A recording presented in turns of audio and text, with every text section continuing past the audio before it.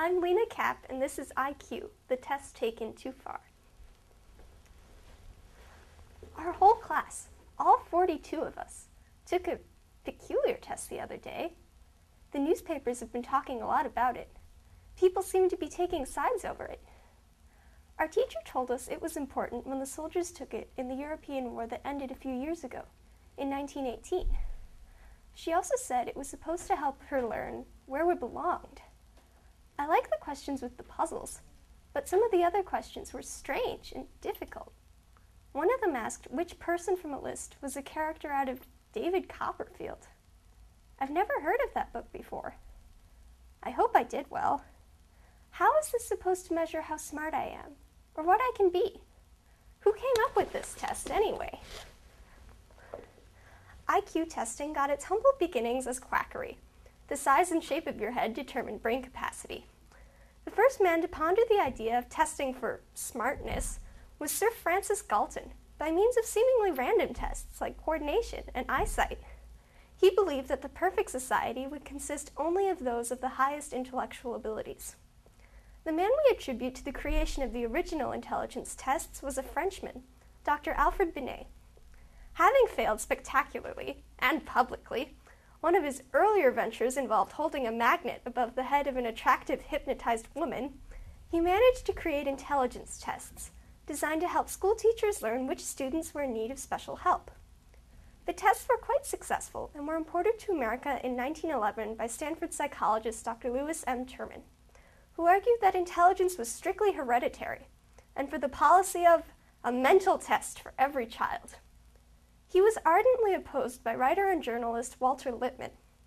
Lippmann was not opposed to the test itself. He sided with Binet's philosophy and agreed that it was simply an instrument of classification to help teachers. He warned, however, that the tests were in danger of gross perversion by muddle-headed and prejudiced men. William McAndrew, pleased to meet you.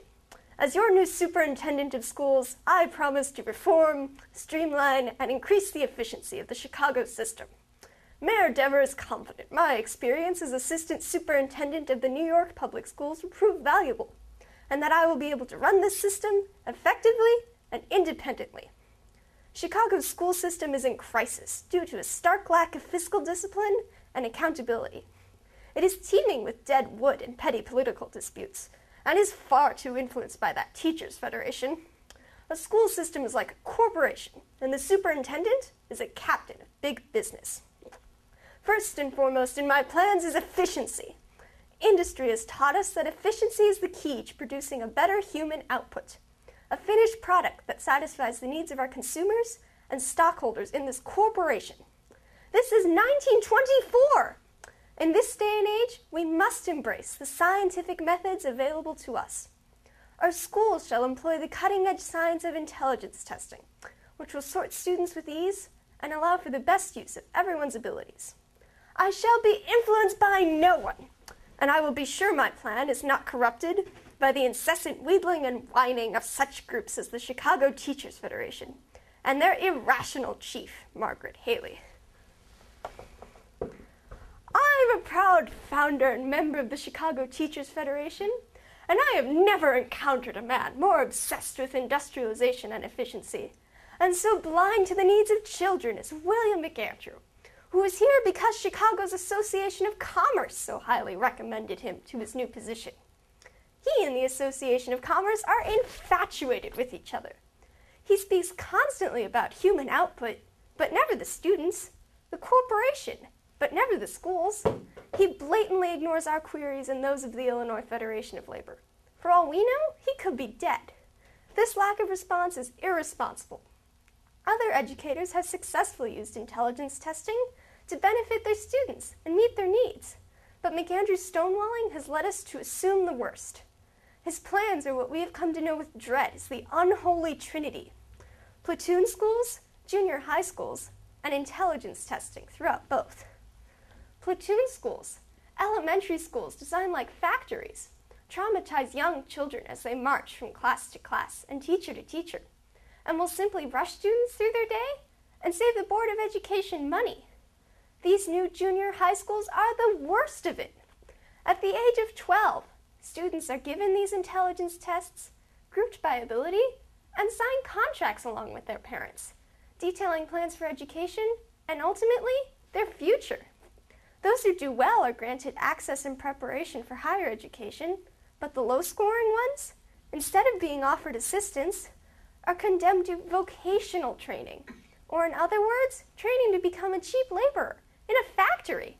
How can he do this to children, our precious youth? I don't care a snap of my finger what great plans for industry McAndrew and his cohorts in the Association of Commerce have got.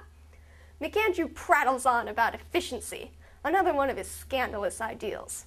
Efficiency should be about best serving the members of our society and social justice, not the fastest way to sort students based on a measure almost as mundane as their shoe size. But let me stop. Thank goodness for Mr. Victor Olander, Secretary of the Illinois Federation of Labor, who can speak far more calmly than me. Thank you, Miss Haley. I may be blind, but I can see what Mr. McAndrew is up to. The school reforms suggested by our new superintendent of schools are designed, among other things, to decrease students' time spent in school by up to 2 years, a dirty trick on the part of tax dodgers, and to sort them into social classes and groups with the use of one test. Are we to adopt the caste system? This is an insult to, and the destruction of, the democratic values our country stands for. Mr. McAndrew's unwillingness to divulge his plans and his failure to answer our queries has led us to assume the worst.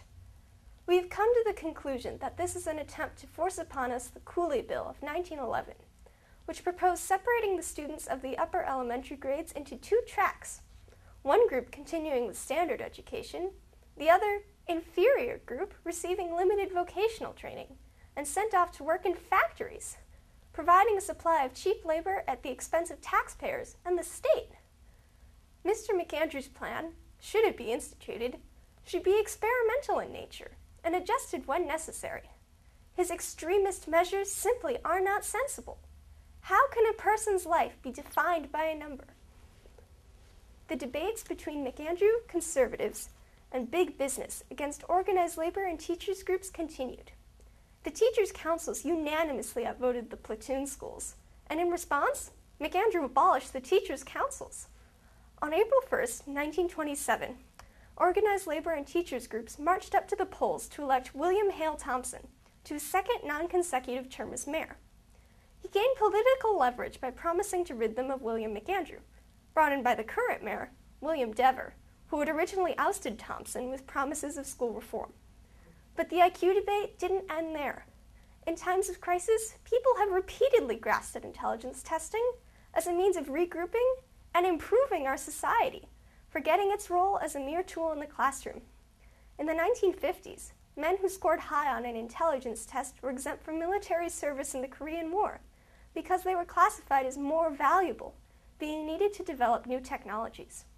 In 1994, Richard J. Herrnstein and Charles Murray published The Bell Curve, Intelligence and Class Structure in American Life. Opposed to the high government spending at the time, the two conservatives used manipulated and contradictory data to argue that intelligence, as measured by IQ tests, was unchangeable. This resulted in their recommendation that the Head Start and similar programs be eliminated, since, according to them, these low-income, minority ethnic groups receive no lasting benefits. The New York Times called the book a scabrous piece of racial pornography, masquerading as serious scholarship. The book also scorns such new and innovative ideas as Howard Gardner's multiple intelligences theory. It is dangerous to become intoxicated with the highly limiting IQ test. I firmly believe that every individual has been gifted with any number of talents that simply cannot be measured by one number and one skill set. My theory of multiple intelligences is always expanding, and more intelligences are being added to the list, which covers everything from kinesthetic to musical intelligence. In a classroom, it enhances the environment within it and beyond it, allowing everyone to live to their strengths and deal with their weaknesses. The purpose of IQ tests is now clearly defined within academics. Properly administered, their use has a positive effect on the classroom experience, allowing for individualized education and enrichment. Administrators, however, continue to be drawn to the power of the almighty test score, and today's debate centers around standardized testing's influence on curriculum, or teaching to the test. Balance still needs to be achieved, but we now understand the difference between identifying a student in a class versus identifying a class of student.